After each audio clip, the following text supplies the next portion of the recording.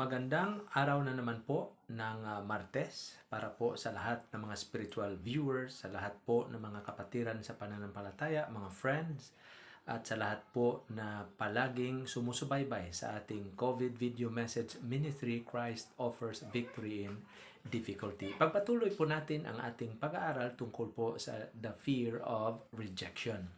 Sabi ng isang tao, kontento ako sa itsura ko. Proud ako sa ugali ko. Masaya ako sa buong pagkatao ko. At hindi ko to babaguhin para magustuhan lang ako ng ibang tao. Accept me, reject me, or judge me. I'm still me. Because I'm born to be true, not to be perfect. Yan po ang sinabi niya. Ngunit sabi ng isa, as I look back on my life, I realized that every time I thought I was being rejected for something good, I was actually being redirected to something better. Psalms chapter 94 verse 14, for the Lord will not reject his people. He will never forsake his inheritance. Romans 8:1, therefore, there is now no condemnation for those who are in Christ Jesus, overcoming the fear of rejection. Minsan sa buhay natin nakakaramdam tayo ng rejection. Maaari tayong maka-experience ng the feeling of rejection or feeling na nag-iisa ka kapag nasaktan tayo ng taong malapit sa atin o di kaya nakakaranas tayo ng broken relationships. Ngunit ang good news ay ito. God heals our pain. Tanggap at mahal niya tayo unconditionally. Diba? So, normal para sa mga tao na makakaranas ng rejection o pagtanggi sa aspeto ng trabaho, sa aspeto ng pag-ibig, o pakikipag-ugnayan sa ibang tao. So what is rejection? Simply stated, ang rejection happens when a person wants something from someone or wants something to happen and they are told no. So ang mga synonyms o masig kahulugan, katulad ang kahulugan ng word na rejection, ang kanyang synonym ay napakarami po. May word na rebuff, spurned, abandoned, forsaken, deserted, shut out, excluded, shunned, ostracized, cold-shouldered, ignored, snubbed, and the list goes on ayon sa Webster Dictionary. So ang rejection ay maaaring napaka-devastating sa ibang tao. At ang fear of rejection can be paralyzing dahil nagdudulot po ito ng takot sa inyo into believing that if you were rejected once, you will be rejected again. So why even try? Yan po ang effect niya, mga kapatid. Pero sa halip na sumuko po kayo sa pakiramdam ng pagkabigo, mainam na gamitin na ang rejection bilang opportunity, bilang pagkakataon upang matuto at mapaunlad ang sarili ayon pa sa isang expert. So it's part of life ang rejection kasi hindi tayo nakaka-experience ng rejection, hindi rin tayo mag-grow. So wala na yatang pinakamasama na mangyari sa tao than to be rejected. And every week, doon lang sa Amerika, millions of Americans watch a TV show that does a lot of rejecting. Itong American Idol, yan. Ang show rito, maraming contestants were rejected. Sa katunayan may isang contestant na umawit ng kantang Amazing Grace, ni-reject, ngunit ayaw pa niyang bumaba sa stage. So, pilit siyang pinababa ng mga American Idol personnel. So, question, do you struggle with overcoming the fear of rejection? Nahihirapan ka bang mapagtagumpayan ang takot sa pagka-reject, pagka-itsapuera, ang takot na ikaw ay matanggihan or maayawan? So we must recognize the spirit of rejection. Ito. So the spirit of rejection makes one feel worthless and unaccepted all the time. Ito po ay paniniwala that everyone is against you and no one will understand you.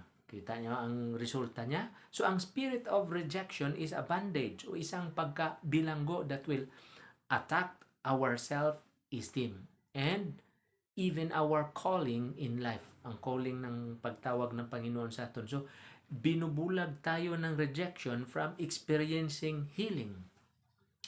From experiencing true healing and also freedom.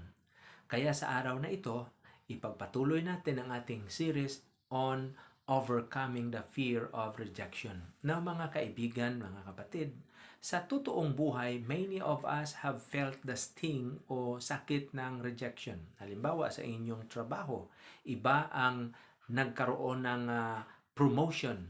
Ikaw, tinanggal ka pa sa trabaho. So, ang ganitong klaseng rejection ay parang isang mapait na tableta o kapsula na mahirap lunukin.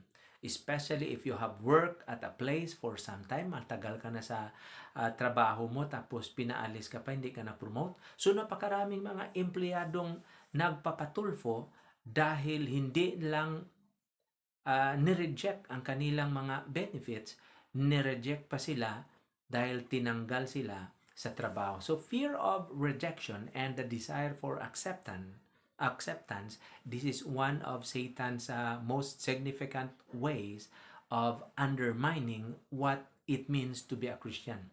Dahil ang rejection po ay direktang salungat po ito to what Christ has said following Him would mean. So ang Psalms 94 verse 14, balikan po natin, ay napakagandang verse ito to remind us how to overcome the fear of rejection. So alam na nating lahat that every one of us encounters rejection at some point.